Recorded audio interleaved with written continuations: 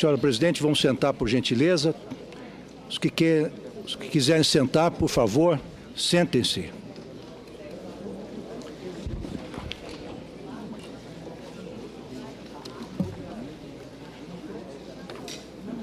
Essa é a lista? Tá bem.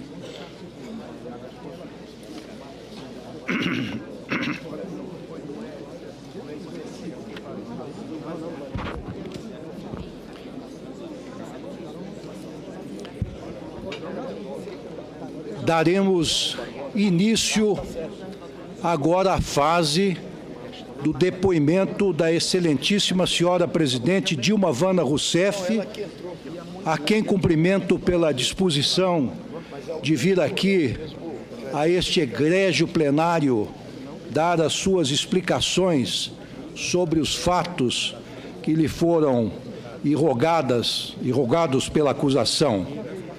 Sua Excelência fará uso da palavra inicialmente pelo prazo de até 30 minutos, prorrogáveis a critério desta presidência. Eu tenho uma solicitação da excelentíssima senadora Cátia Abreu, que eu penso que é plenamente razoável, no sentido de dar-se a opção às senhoras e os senhores senadores de formularem, no momento apropriado, as questões à excelentíssima senhora presidente da República da tribuna ou do lugar onde se encontram. Então, fica a critério de vossas excelências usarem a palavra da tribuna ou da bancada onde se acham. Existem algumas regras que eu gostaria de enunciar antes de começarmos efetivamente esta sessão, que são as seguintes.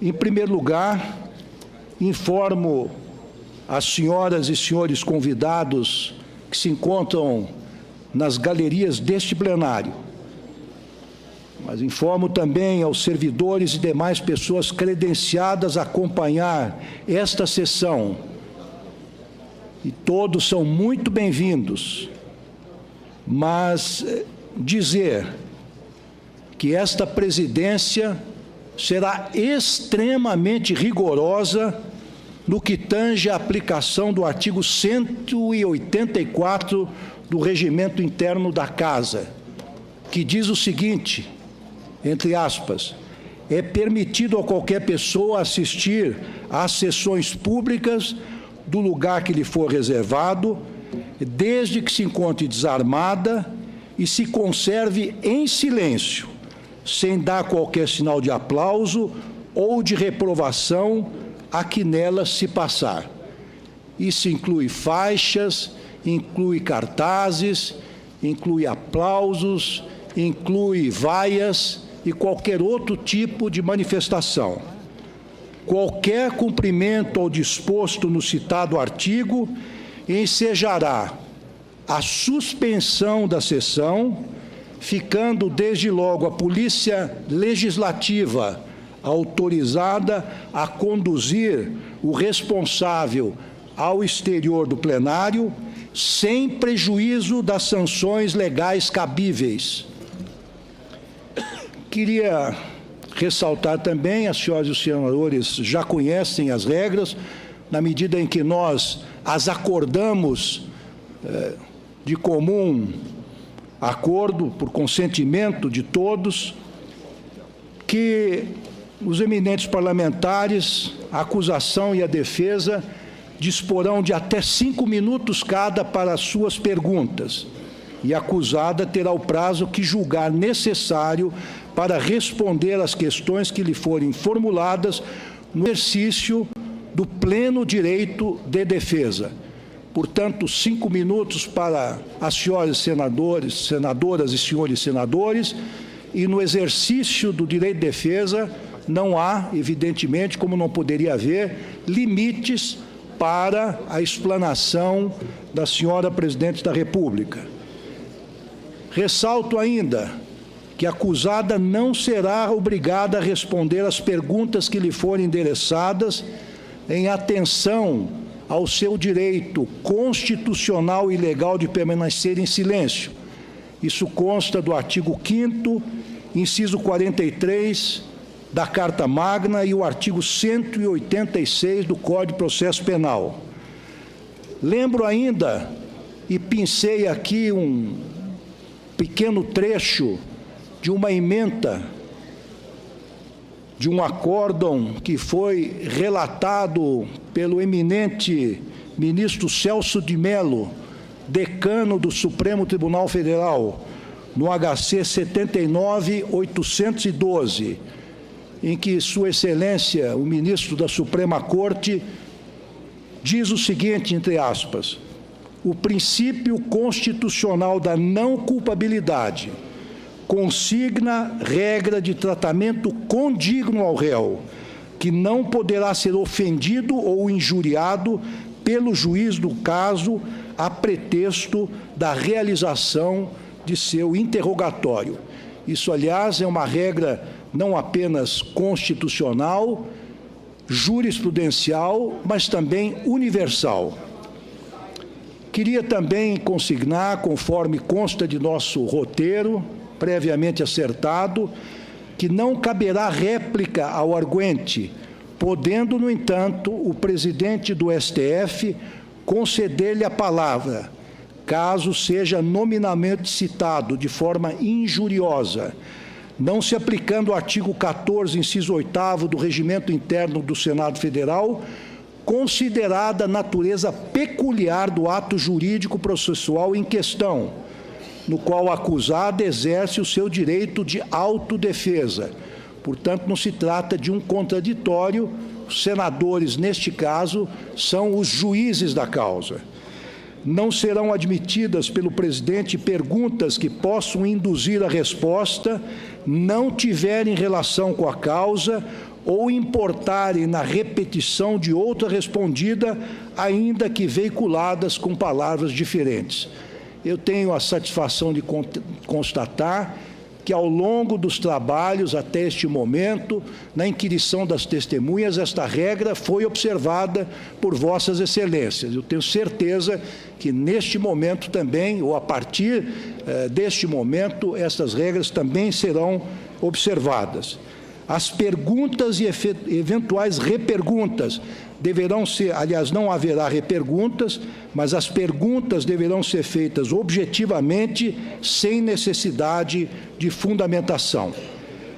Dito isso, e desejando a todos muito boa sorte nos trabalhos, eu tenho a honra de conceder a palavra à excelentíssima senhora presidente Dilma Vana Rousseff, para que dela faça uso, inicialmente, por até 30 minutos.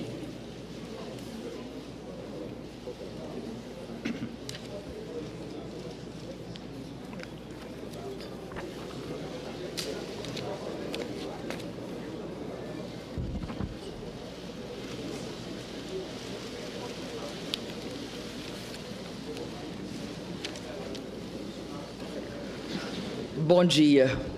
Excelentíssimo senhor presidente do Supremo Tribunal Federal, Ricardo Lewandowski. Excelentíssimo senhor presidente do Senado Federal, Renan Calheiros. Excelentíssimas senhoras senadoras e excelentíssimos senhores senadores. Cidadãs e cidadãos de meu amado Brasil. No dia 1º de janeiro de 2015, assumi meu segundo mandato à presidência da República Federativa do Brasil. Fui eleita por mais de 54 milhões de votos. Na minha posse, assumi o compromisso de manter, defender e cumprir a Constituição, bem como o de observar as leis, promover o bem geral do povo brasileiro, sustentar a União, a integridade e a independência do Brasil. Ao exercer a presidência da República, respeitei fielmente o compromisso que assumi perante a nação e aos que me elegeram. E me orgulho disso. Sempre acreditei na democracia e no Estado de Direito. e sempre vi na Constituição de 1988 uma das grandes conquistas do nosso povo. Jamais atentaria contra o que acredito ou praticaria atos contrários aos interesses daqueles que me elegeram. Nesta jornada para me defender do impeachment, me aproximei ainda mais do povo. Tive oportunidade de ouvir seu reconhecimento, de receber seu carinho. Ouvi também críticas duras ao meu governo, a erros que foram cometidos e a medidas e políticas que não foram adotadas. Acolho essas críticas com humildade, até porque, como todos, tenho defeitos e cometo erros. Entre os meus defeitos não está a deslealdade e a covardia. Não traio os compromissos que assumo, os princípios que defendo ou os que lutam ao meu lado. Na luta contra a ditadura, recebi no meu corpo as marcas da tortura. Amarguei por anos o sofrimento da prisão. Vi companheiros e companheiras sendo violentados e até assassinados. Na época, eu era muito jovem. Tinha muito a esperar da vida. Tinha medo da morte, das sequelas da tortura no meu corpo e na minha alma. Mas não cedi. Resisti. Resisti à tempestade de terror que começava a me engolir, na escuridão dos tempos amargos em que o país vivia. Não mudei de lado. Apesar de receber o peso da injustiça nos meus ombros, continuei lutando pela democracia. Dediquei todos esses anos da minha vida à luta por uma sociedade sem ódios e intolerância. Lutei por uma sociedade livre de preconceitos e de discriminações. Lutei por uma sociedade onde não houvesse miséria ou excluídos. Lutei por um Brasil soberano, mais igual e onde houvesse justiça. Disso tenho orgulho. Quem acredita, luta. Aos quase 70 anos de idade, não seria agora, após ser mãe e avó, que abdicaria dos princípios que sempre me guiaram. Exercendo a presidência da República, tenho honrado o compromisso com o meu país, com a democracia, com o Estado de Direito. Tenho sido intransigente na defesa da honestidade na gestão da coisa pública. Por isso, diante das acusações que contra mim são dirigidas neste processo, não posso deixar de sentir na boca novamente o gosto áspero e amargo da injustiça e do arbítrio. E por isso, como no passado, resisto. Não esperem de mim o obsequioso silêncio dos covardes. No passado, com as armas e hoje com a retórica jurídica, pretendem novamente atentar contra a democracia e o Estado de Direito. Se alguns rasgam o seu passado e negociam as benesses do presente, que respondam perante a sua consciência e perante a história pelos atos que praticam. A mim, cabe lamentar pelo que foram e pelo que se tornaram. E resistir, resistir sempre. Resistir para acordar as consciências ainda adormecidas, para que juntos finquemos o pé no terreno que está do lado certo da história, mesmo que o chão trema e ameace de novo nos engolir. Não luto pelo meu mandato, por vaidade ou por apego ao poder, como é próprio dos que não têm caráter, princípios ou utopias a conquistar. Luto pela democracia, pela verdade e pela justiça. Luto pelo povo do meu país, pelo seu bem-estar. Muitos hoje me perguntam, De onde vem a minha energia para prosseguir? Vem do que acredito. Posso olhar para trás e ver tudo o que fizemos, olhar para frente e ver tudo o que ainda precisamos e podemos fazer. O mais importante é que posso olhar para mim mesma e ver a face de alguém que, mesmo marcada pelo tempo, tem forças para defender suas ideias e seus direitos. Sei que em breve, e mais uma vez na vida, serei julgada. E é por ter a minha consciência absolutamente tranquila em relação ao que eu fiz no exercício da presidência da República, que venho pessoalmente à presença dos que me julgarão. Venho para olhar diretamente nos olhos de vossas excelências e dizer com a serenidade dos que nada têm a esconder que não cometi nenhum crime de responsabilidade.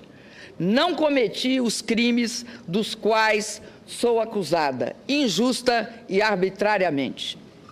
Hoje, o Brasil, o mundo e a história nos observam e aguardam o desfecho desse processo de impeachment.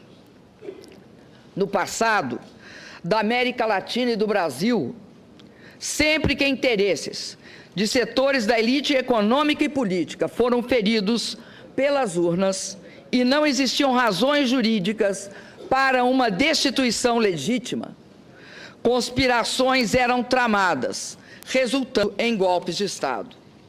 O presidente Getúlio Vargas, que nos legou a CLT e a defesa do patrimônio nacional, sofreu uma implacável perseguição, a hedionda trama orquestrada pela chamada República do Galeão, que o levou ao suicídio. O presidente Juscelino Kubitschek, que construiu essa cidade, foi vítima de constantes e fracassadas tentativas de golpe, como ocorreu no episódio de Aragarças. O presidente João Goulart, defensor da democracia, dos direitos dos trabalhadores e das formas de base, superou o golpe do parlamentarismo, mas foi deposto e instaurou-se a ditadura militar em 1964. Durante 20 anos, vivemos o silêncio imposto pelo arbítrio e a democracia foi varrida de nosso país. Milhões de brasileiros lutaram e reconquistaram o direito a eleições diretas. Hoje, mais uma vez, ao serem contrariados e feridos nas urnas os interesses de setores da elite econômica e política, nos vemos diante do risco de uma ruptura democrática. Os padrões políticos dominantes no mundo repelem a violência explícita. Agora, a ruptura democrática se dá por meio da violência moral e de pretextos constitucionais, para que se empreste aparência de legitimidade ao governo que assume sem o amparo das urnas. Invoca-se a Constituição para que o mundo das aparências encubra hipocritamente o mundo dos fatos. As provas produzidas deixam claro e inconteste que as acusações contra mim dirigidas são meros pretextos, embasados por uma frágil retórica jurídica. Nos últimos dias, novos fatos evidenciaram outro aspecto da trama que caracteriza esse processo de impeachment. O autor da representação, junto ao Tribunal de Contas da União, que motivou as acusações discutidas nesse processo, foi reconhecido como suspeito pelo presidente do Supremo Tribunal Federal. Soube-se ainda, pelo depoimento do auditor responsável pelo parecer técnico, que ele havia ajudado a elaborar a própria representação que auditou. Fica claro a parcialidade, a trama na construção das teses por eles defendidas. São pretextos, apenas pretextos para derrubar, por meio de um processo de impeachment, sem crime de responsabilidade, um governo legítimo escolhido em eleição direta, com a participação de 110 milhões de brasileiros e brasileiras. O governo de uma mulher que ousou ganhar 2 eleições presidenciais consecutivas. São pretextos para viabilizar um golpe na Constituição. Um golpe que, se consumado, resultará na eleição indireta de um governo usurpador. A eleição indireta de um governo que, já na sua interinidade, não tem mulheres comandando seus ministérios, quando o povo nas urnas escolheu uma mulher para comandar o país. Um governo que dispensa os negros na sua composição ministerial e já revelou um profundo desprezo pelo programa escolhido e aprovado pelo povo em 2014. Fui eleita presidenta por 54 milhões e meio de votos, para cumprir um programa cuja síntese está gravada nas palavras: nenhum direito a menos. O que está em jogo no processo do impeachment não é apenas o meu mandato. O que está em jogo é o respeito às urnas, à vontade soberana do povo brasileiro e à Constituição. O que está em jogo são as conquistas dos últimos 13 anos, os ganhos da população, das pessoas mais pobres e da classe média, a proteção às crianças, os jovens chegando às universidades e às escolas técnicas, a valorização do salário mínimo, os médicos atendendo a população, a realização do sonho da casa própria. O que está em jogo é um investimento em obras para garantir a convivência com a seca no semiárido. É a conclusão do sonhado e esperado projeto de integração do São Francisco. O que está em jogo é também a grande descoberta do Brasil, o pré-sal. O que está em jogo é a inserção soberana de nosso país no cenário internacional, pautada pela ética e pela busca de interesses comuns. O que está em jogo é a autoestima dos brasileiros e brasileiras, que resistiram aos ataques dos pessimistas de plantão, à capacidade do país de realizar com sucesso a Copa do Mundo e as Olimpíadas e as Paralimpíadas.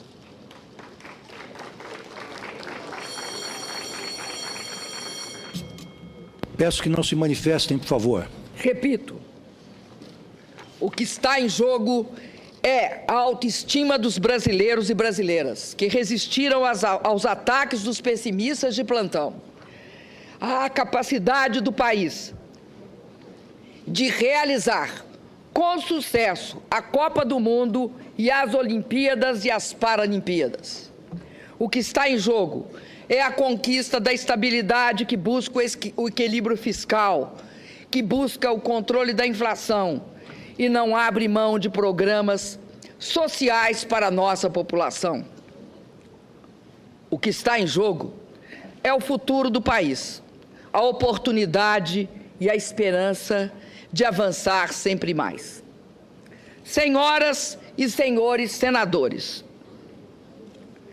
no presidencialismo previsto na Constituição, na nossa Constituição, não basta a eventual perda de maioria parlamentar para afastar um presidente. Há que se configurar crime de responsabilidade. E está claro que não houve tal crime. Não é legítimo, como querem os meus acusadores, afastar o chefe de Estado e de governo por não concordarem com o conjunto da obra. Quem afasta o presidente pelo conjunto da obra é o povo, e só o povo nas eleições. E nas eleições, o programa de governo vencedor não foi este agora instalado e desenhado pelo governo interino e defendido pelos meus acusadores.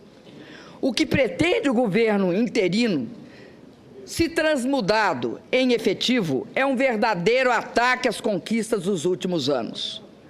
Desvincular o piso das aposentadorias e pensões do salário mínimo, será a destruição do maior instrumento de distribuição de renda do país, que é a Previdência Social. O resultado será mais pobreza, mais mortalidade infantil e a decadência dos pequenos municípios pelo país afora. A revisão dos direitos e garantias sociais previstos na CLT e a proibição do saque do fundo de garantia da demissão do trabalhador são ameaças que pairam sobre a população brasileira, caso prospere o impeachment sem crime de responsabilidade. Conquistas importantes para as mulheres, os negros e as populações LGBT estarão comprometidas pela submissão a princípios ultraconservadores. O nosso patrimônio estará em questão, com os recursos e resultados do pré-sal, as riquezas naturais e minerárias, sendo fortemente ameaçadas e, em muitos casos, privatizadas. A ameaça mais assustadora desse processo de impeachment sem crime de responsabilidade é congelar, por inacreditáveis 20 anos, as despesas com saúde, educação, saneamento e habitação. É impedir que, por 20 anos, mais crianças e jovens tenham acesso às escolas, que, por 20 anos, as pessoas possam ter melhor atendimento à saúde, que, por 20 anos, as famílias possam sonhar com a casa própria. Senhor presidente Ricardo Lewandowski, senhoras e senhores senadores, a verdade é que o resultado eleitoral de 2014 foi um rude golpe em setores da elite conservadora brasileira. Desde a proclamação dos resultados eleitorais, os partidos que apoiavam o candidato derrotado nas eleições fizeram de tudo para impedir a minha posse e a estabilidade do meu governo. Disseram que as eleições haviam sido fraudadas, pediram auditoria nas urnas, impugnaram minhas contas eleitorais e, após a minha posse, buscaram de forma desmedida quaisquer fatos que pudessem justificar retoricamente um processo de impeachment.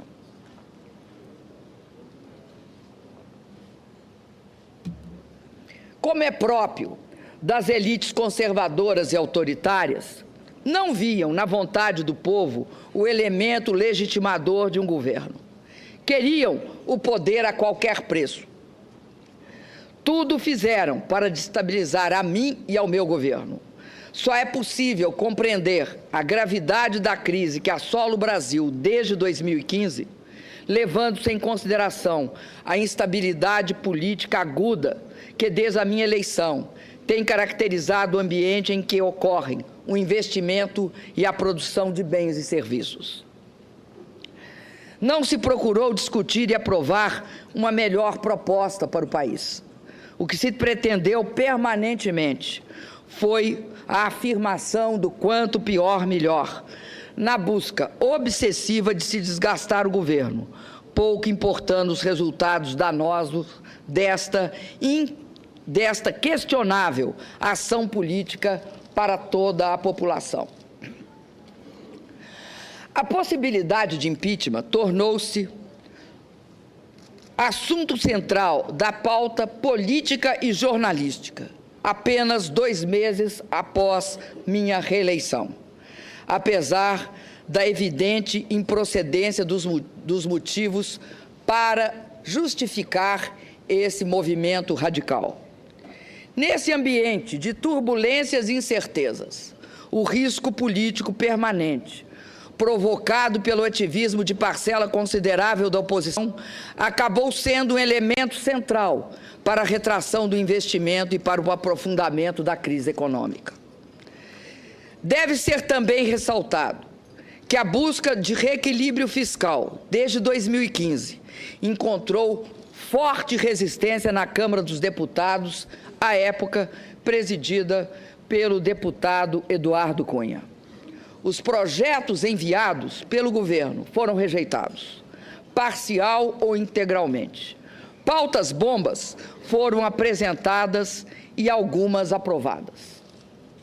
As comissões permanentes da Câmara, em 2016, só funcionaram a partir do dia 5 de maio, ou seja, uma semana antes da aceitação do processo de impeachment pela comissão do Senado Federal. Os senhores e as senhoras senadores sabem que o funcionamento dessas comissões era e é absolutamente indispensável para a aprovação de matérias que interferem no cenário fiscal e possam encaminhar a saída para a crise.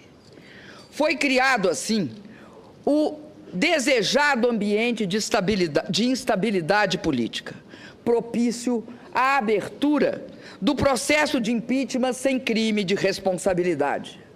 Sem essas ações, o Brasil certamente estaria em uma situação melhor, política, econômica e fiscal do que está hoje.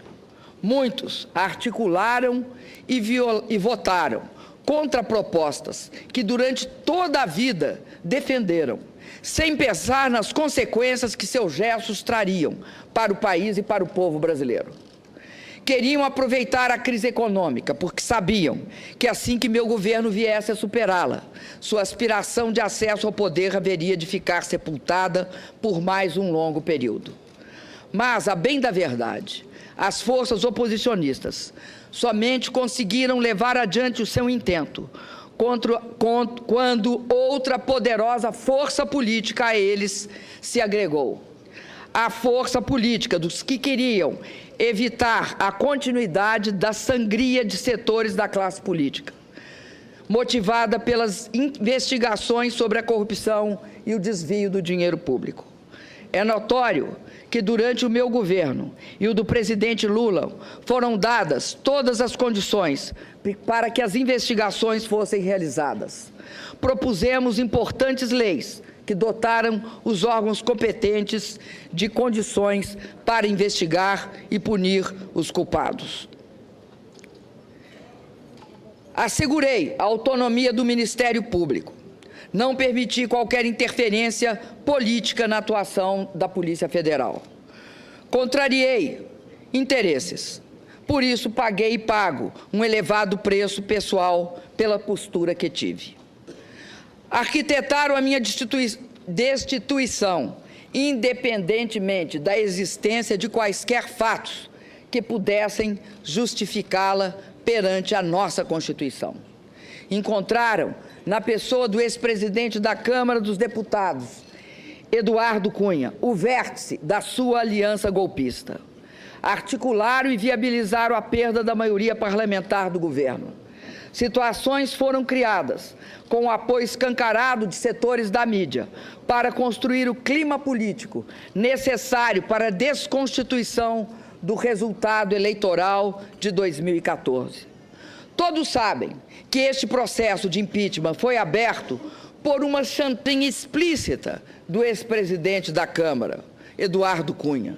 Como reconhecer em declarações à imprensa um dos próprios denunciantes. Exigiu aquele parlamentar que eu intercedesse para que deputados do meu partido não votassem pela abertura do seu processo de cassação. Não aceitei na minha vida ameaças ou chantagens. Se não o fiz antes, não o faria na condição de presidenta da República. É fato, porém, que não ter me curvar a esta chantagem motivou o recebimento da denúncia por crime de responsabilidade, abertura deste processo. Se eu tivesse me acompliciado com a improbidade, com o que há de pior na política brasileira, como muitos até hoje parecem não ter o menor em fazê-lo, eu não correria o risco de ser condenada injustamente. Quem se acumplicia ao ilegal e ao ilícito não tem respeitabilidade para governar o país. Quem age para poupar ou adiar o julgamento de uma pessoa que é acusada de enriquecer às custas do Estado brasileiro e do povo, que paga impostos, cedo ou tarde acabará pagando perante a sociedade e a história o preço de seu descompromisso com a ética. Tem, e todos sabem, muito orgulho. Todos sabem que não enriqueci no exercício de cargos públicos, que não desviei de dinheiro público em meu governo, em benefício próprio, nem de meus familiares, e que não possuo contas ou imóveis no exterior. Sempre agi com absoluta probidade nos cargos públicos que ocupei ao longo da minha vida. Curiosamente, serei julgada por crimes que não cometi. Antes do julgamento do ex-presidente da Câmara, acusado de ter praticado gravíssimos atos ilícitos e que liderou as tramas e os ardis que alavancaram as ações voltadas à minha destituição. Ironia da história? Não, de forma nenhuma. Trata-se de uma ação deliberada, que conta com o silêncio cúmplice de setores da grande mídia brasileira. Viola-se a democracia e pune-se uma inocente. Este é o pano de fundo que marca o julgamento que será realizado pela vontade dos que lançam contra mim pretextos acusatórios infundados. Estamos a um passo da consumação de uma grave ruptura institucional. Estamos a um passo da concretização de um verdadeiro golpe de Estado. Senhoras e senhores senadores, vamos aos autos deste processo. Do que sou acusada? Quais foram os atentados à Constituição que cometi?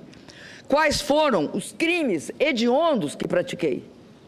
A primeira acusação refere-se à edição de 3 decretos de crédito suplementar sem autorização legislativa.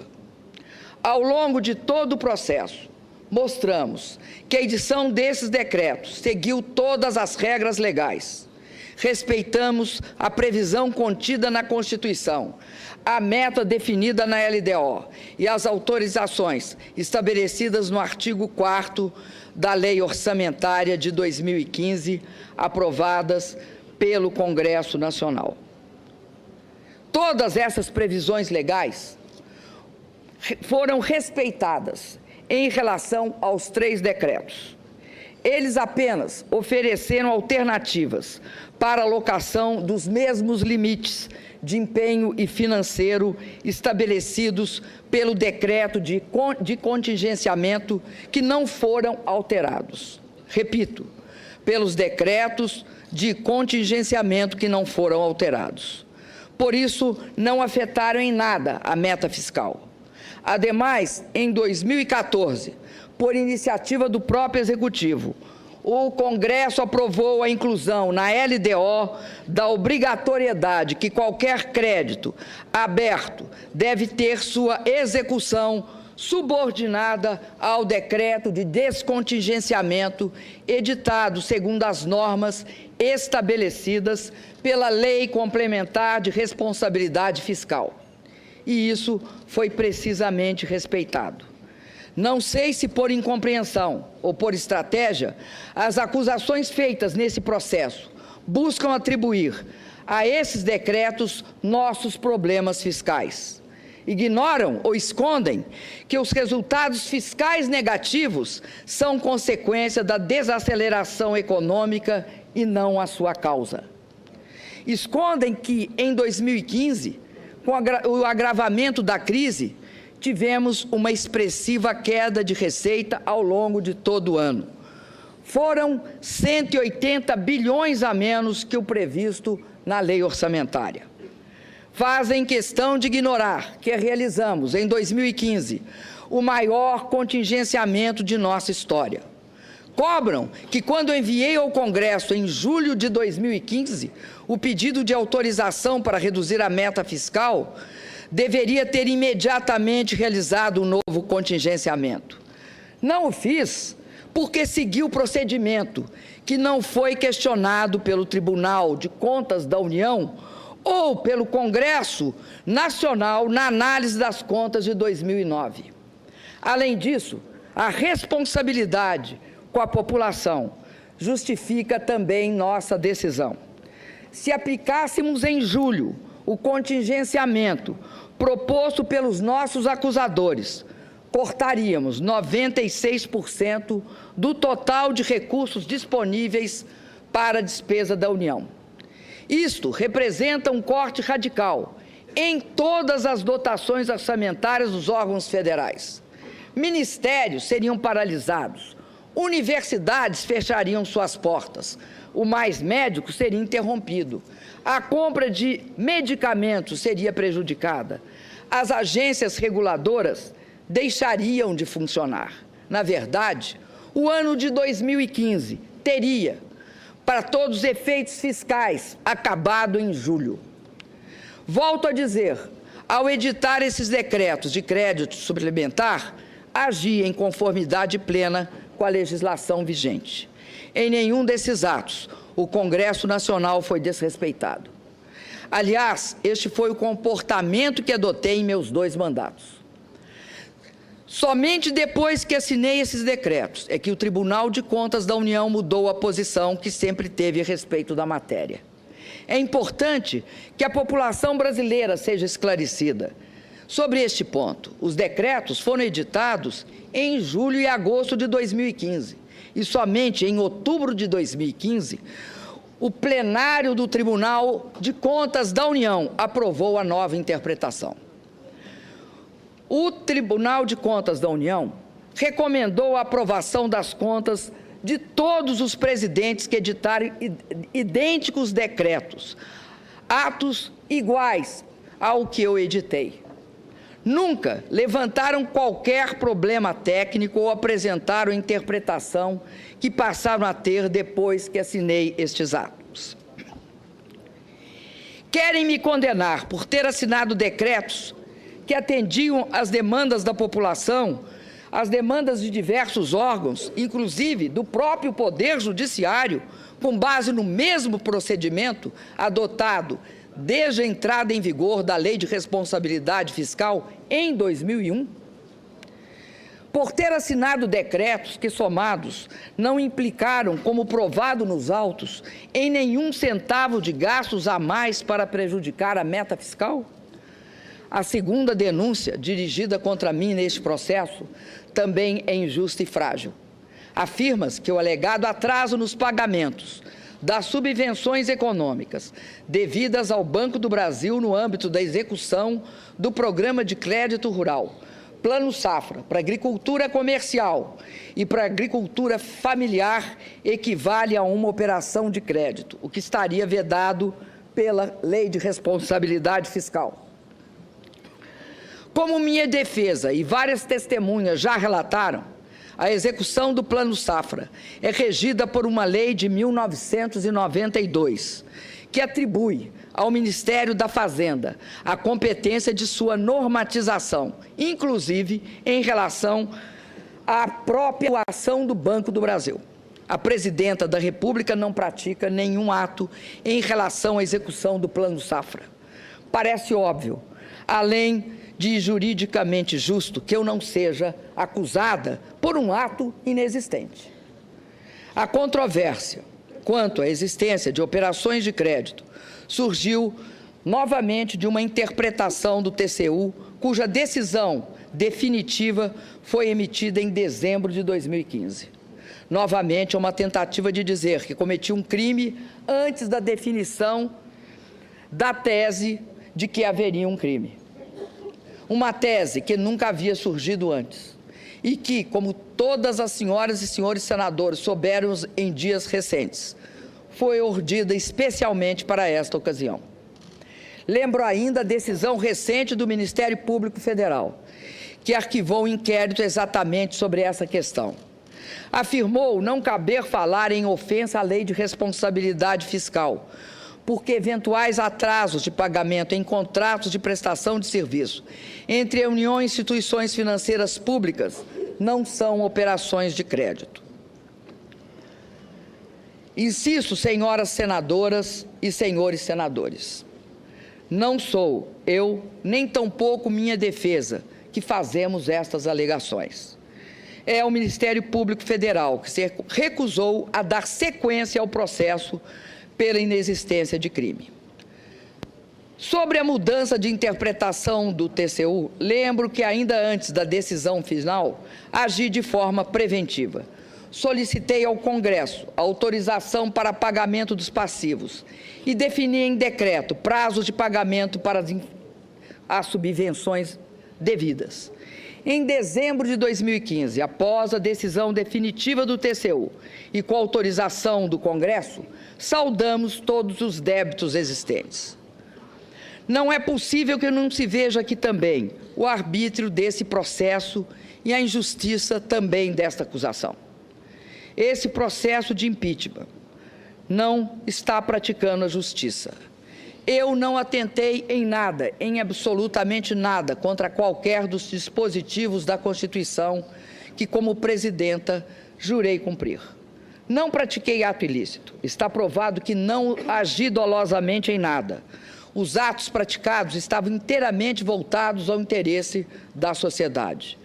Nenhuma lesão trouxeram ao erário ou ao patrimônio público. Volto a afirmar, como fez a minha defesa durante todo o tempo, que este processo está marcado, do início ao fim, por um clamoroso desvio de poder. É isso que explica a absoluta fragilidade das acusações que contra mim são dirigidas. Tem-se afirmado que esse processo de impeachment seria legítimo, porque os ritos e os prazos teriam sido respeitados. No entanto, para que seja feita justiça e a democracia se imponha, a forma só não basta. É necessário que o conteúdo de uma sentença também seja justo. E, no caso, jamais haverá justiça na minha condenação. Ouso dizer que, em vários momentos, esse processo se desviou clamorosamente daquilo que a Constituição e os juristas denominam o devido processo legal. Não há respeito ao devido processo legal quando a opinião condenatória de grande parte dos julgadores é divulgada e registrada pela grande imprensa antes do exercício final do direito de defesa. Não há respeito ao devido processo legal quando os julgadores afirmam que a condenação não passa de uma questão de tempo, porque votarão contra mim de qualquer jeito.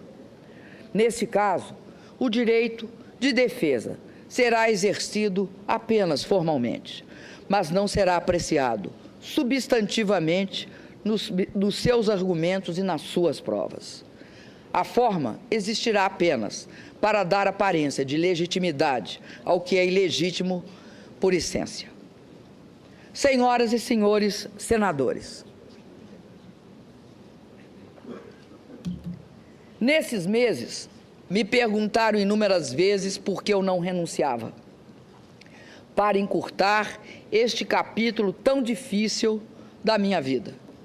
Jamais o faria, porque tenho compromisso inarredável com o Estado democrático de direito. Jamais o faria porque nunca renuncio à luta.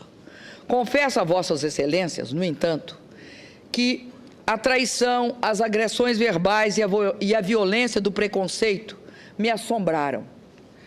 E, em alguns momentos, muito me magoaram. Mas foram sempre superadas, em muito, pela solidariedade, pelo apoio e pela disposição de luta de milhões de brasileiras e brasileiros pelo país afora. Por meio de manifestações de rua, reuniões, seminários, livros, shows, mobilizações na internet, nosso povo esbanjou criatividade e disposição para a luta contra o golpe. As mulheres brasileiras têm sido, neste período, um esteio fundamental para minha resistência. Me cobriram de flores e me protegeram com sua solidariedade. Parceiras incansáveis de uma batalha em que a misoginia e o preconceito mostraram suas garras. As brasileiras expressaram neste combate pela democracia e pelos direitos sua força e resiliência. Bravas mulheres brasileiras, que tenho a honra e o dever de representar como primeira mulher presidenta da República. Chego à última etapa deste processo, comprometida com a realização de uma demanda da maioria dos brasileiros, convocá-los a decidir nas urnas sobre o futuro de nosso país. Diálogo participação e voto direto e livre são as melhores armas que temos para preservar a democracia. Confio que as senhoras senadoras e os senhores senadores farão justiça. Tenho a consciência tranquila. Não pratiquei nenhum crime de responsabilidade. As acusações dirigidas contra mim são injustas e descabidas. Cassar em definitivo meu mandato é como me submeter a uma pena de morte política. Esse é o segundo julgamento a que sou submetida em que a democracia tem assento junto comigo no banco dos réus. Na primeira vez, fui condenada por um tribunal de exceção. Daquela época, além das marcas dolorosas da tortura, ficou o registro em uma foto da minha presença diante dos meus algozes, no momento em que eu os olhava, de cabeça erguida, enquanto eles escondiam os rostos com medo de serem reconhecidos e julgados pela história. Hoje, 4 décadas depois, não há prisão ilegal, não há tortura. Meus julgadores chegaram aqui pelo voto, mesmo voto popular que me conduziu à presidência. Tenho por todos, por isso, o maior respeito, mas continuo de cabeça erguida, olhando nos olhos dos meus julgadores. Apesar das diferenças, das grandes diferenças, sofro de novo com o sentimento de injustiça e o receio de que, mais uma vez, a democracia seja condenada junto comigo. E não tenho dúvida que também, desta vez, todos nós seremos julgados pela história. Por 2 vezes, vi de perto a face da morte. Quando fui torturada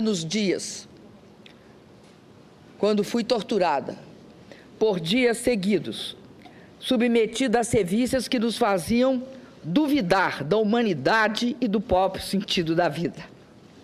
E quando uma doença grave e extremamente dolorosa poderia ter abreviado a minha existência.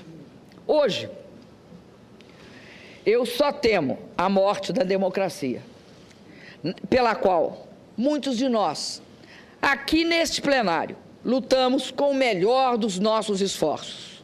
Reitero, respeito os meus julgadores. Não nutro rancor por aqueles que votarão pela minha destituição. Respeito e tenho muito apreço por aqueles que têm lutado bravamente pela minha absolvição, aos quais serei eternamente grata. Neste momento, quero me dirigir aos senadores, que mesmo sendo de oposição a mim e ao meu governo, estão indecisos. Lembrem-se que no regime presidencialista e sob a égide da nossa Constituição, uma condenação política exige obrigatoriamente a ocorrência de um crime de responsabilidade, cometido dolosamente e comprovado de forma cabal. Lembrem-se do terrível precedente que a decisão pode abrir para outros presidentes que virão, governadores e prefeitos, atuais e futuros. Condenar sem provas substantivas, condenar um inocente. É esse o precedente. Faço um apelo final a todos os senadores. Não aceitem um golpe que, em vez de solucionar, agravará a crise brasileira. Peço que façam justiça a uma presidente honesta, que jamais cometeu qualquer ato ilegal na vida pessoal ou nas funções públicas que exerceu. Votem sem ressentimento.